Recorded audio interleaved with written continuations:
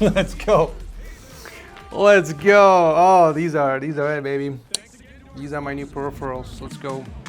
So today we're going to be checking out ROG's flagship peripherals that hit the market recently. We got the ROG Azoth Extreme 75 keyboard, the ROG Harpe Ace Extreme mouse, and the ROG Delta 2 gaming headset. So these are considered the creme de la creme of gaming peripherals to hit the market recently, and Asus was kind enough to send over these components and sponsor this video so that I can take a closer look at them. As per usual, the unboxing experience is unlike anything you've experienced. ROG definitely pays attention to all the small details, and it shows in their packaging. Removing the outer shell and popping open the cover, we are greeted by the first compartment, which has the keyboard tucked away neatly inside a cloth bag. Underneath that, we can find the usual paperwork, along with a microfiber cloth, some stickers, and a shiny ROG nameplate that attaches to the back of the keyboard. Removing the top compartment reveals the rest of the accessories. The Azoth Extreme comes with some spare parts and add-ons. You get some spare switches, a replacement control keycap to replace the Copilot keycap on the keyboard. We got the usual keycap and switch pullers, and a nicely braided USB Type-C cable to charge the keyboard. The Azoth Extreme also comes with some optional add-ons like a USB-C receiver extender, a polling rate booster allowing the board to reach 8,000 Hz polling via wired or wireless. We also got a detachable silicone wrist rest built with an aluminum alloy base, and some different size magnetic feet that simply attaches to the bottom of the board. My first impressions holding this board is that it is really heavy. Almost as heavy as my custom Haven 65. This definitely does not feel like a cheap board. The build quality and the price certainly reflect that. $500 is a pretty steep price to pay for a gaming keyboard. With that price range, you're already within the DIY custom keyboard market. So why would anyone pay $500 for an already built keyboard? Well, ROG provided an explanation for the price, which we will dive in more. But in short, they took no shortcuts with the Azoth Extreme, which they're labeling as a custom gaming keyboard. Everything has been pushed to the extreme in every aspect, hence the name Extreme.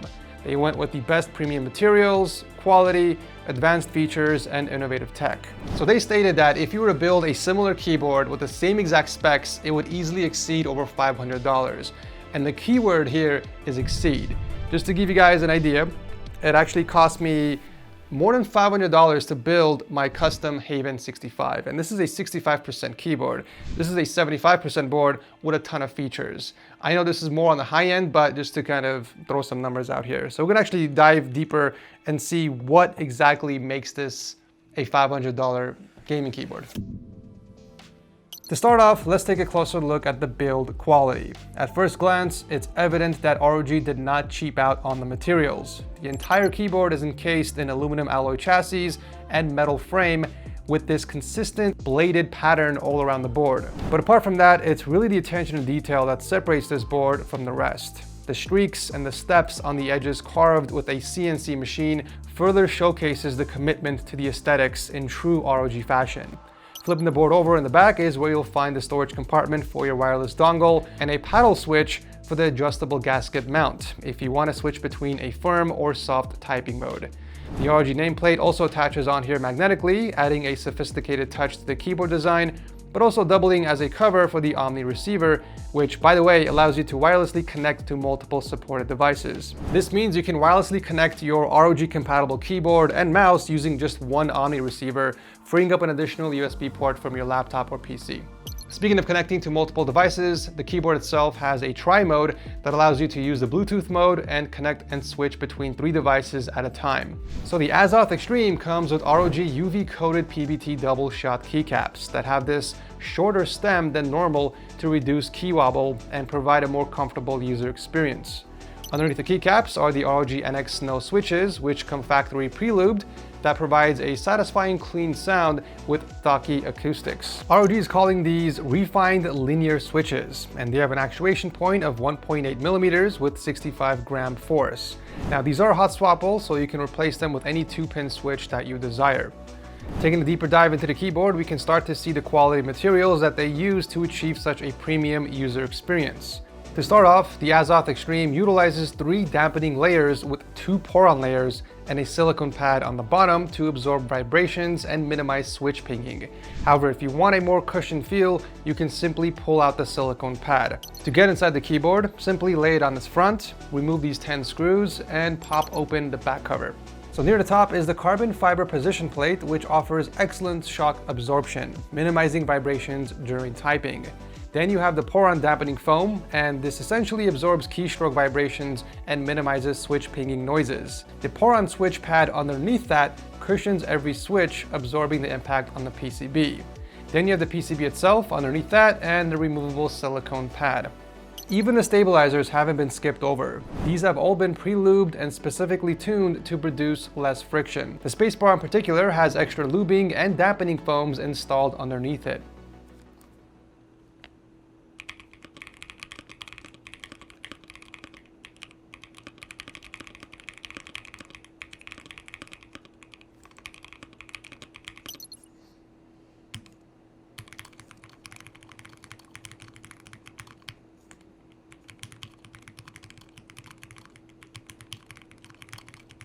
I didn't experience any wobbling or rattling noises on any of the keys, which is very impressive. Similar to its predecessor, the Azoth Extreme also comes with a built-in display on the top right corner. However, this one features a 1.47-inch full-color OLED touchscreen with a 3-way control knob and 1 button. Using the Armory Crate, you can customize the screen to show all sorts of information like animated wallpapers, custom images or GIFs, the current time, and hardware information. My favorite one, however, is the audio visualizer, which looks really cool when I'm listening to music. Pushing the button on the side will cycle through the different menus like brightness control, lighting effects, volume adjustment, and more.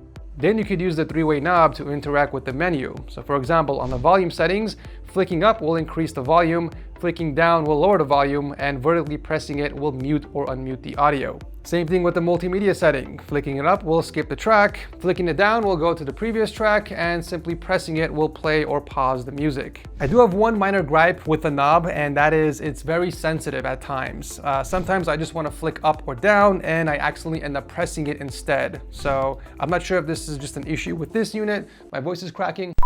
I don't know if this is an issue with just my model or if all the Azoth Extreme keyboards are this sensitive. I wish that the knobs were a little bit more firm so that we can avoid accidental presses. On the upside, the screen will have a lot of useful information as it will show you if caps lock is enabled, your battery status, and other details, but you can choose to hide these by simply double tapping the screen. In terms of battery life, this thing is still running. I had it on full charge about 6 days ago, and we are about halfway done with the battery life. And this is with the RGB lights on while I'm using it.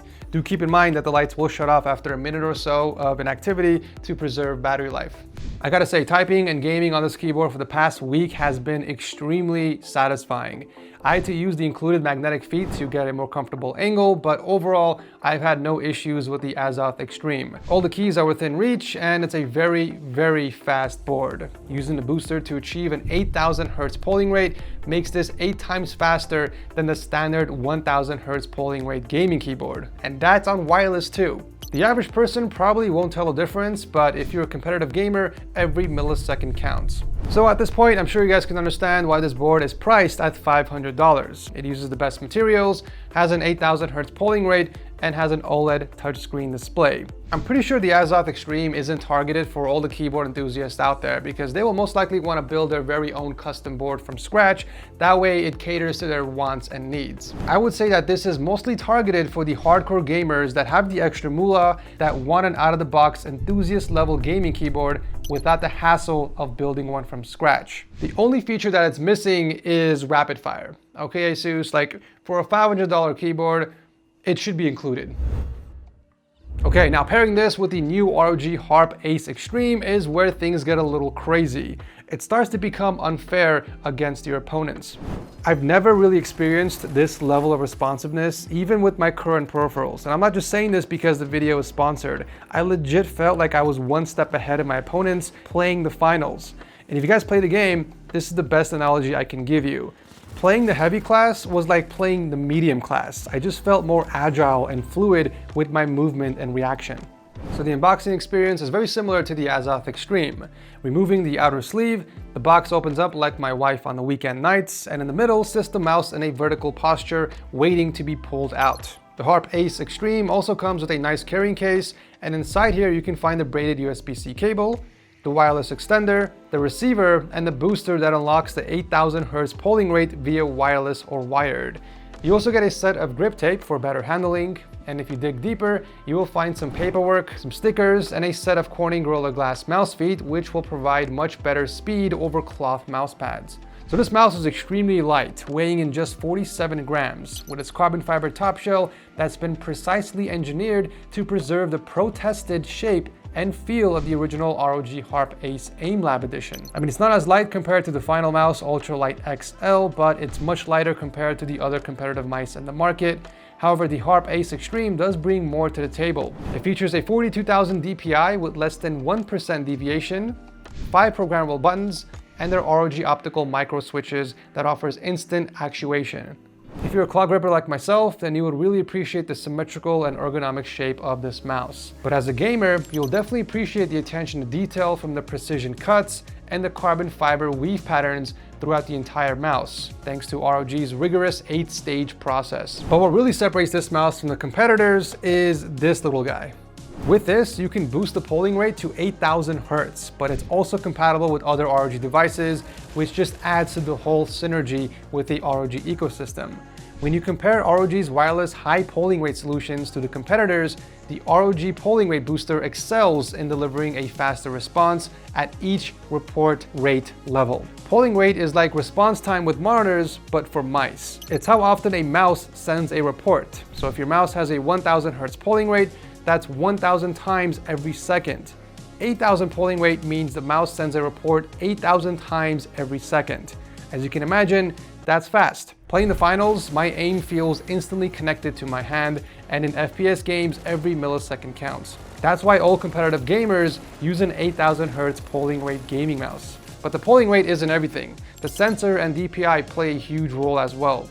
And the cool thing about this mouse is that it can also track on glass. In fact, they can practically track on almost any surface. I found the Harpe Ace Extreme to pair perfectly with a TS mousepad. If you want mostly control, I do recommend keeping the stock feet on there. However, if you want mostly speed, I'd swap to the glass feet instead. This thing slides like butter on the mousepad once you swap to the Gorilla Glass feet. I'll drop a link below if you guys want to pick up a TS pad. In terms of battery life, I didn't quite get the full 70 hours as advertised, but I got pretty close to 67 hours of continued use without RGB, and a nice balance of both work and gaming. However, if you use the Bluetooth mode, the mouse is expected to last a bit longer.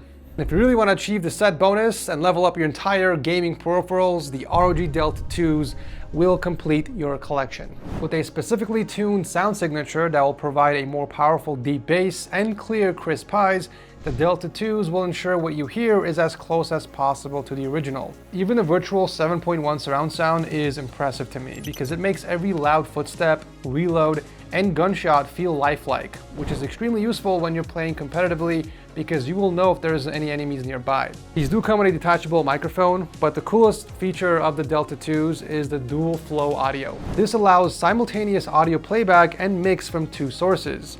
So let's say you're in the middle of a game and you get a phone call. Well, instead of picking up your phone and wearing your headset on one ear while trying to play and talk at the same time, you can just accept the phone call by simply pressing the button on the ear cup without interrupting your game. So not only can you still hear the game, but you can also hear the person on the phone and talk with them with the built-in mic. Okay, let's do a quick audio test with the ROG Delta 2. This is in wireless mode, so it's not plugged in directly into the PC. This is raw, unedited. You guys be the judge in the comment section. Okay, here's another test with the ROG Delta 2s, but this time the cable is plugged in directly into the laptop via 3.5mm cable. Again, this is unedited, raw recording. Let me know what you guys think in the comment section below. Of course, with all ROG products, you can control the lighting with the Armory Crate and sync all the lights together using Asus AutoSync. But you also get access to additional settings like extensive controls over EQs and power. Links to everything I talked about will be down below. Thank you guys so much for watching as always, and I'll see you very soon in the next one.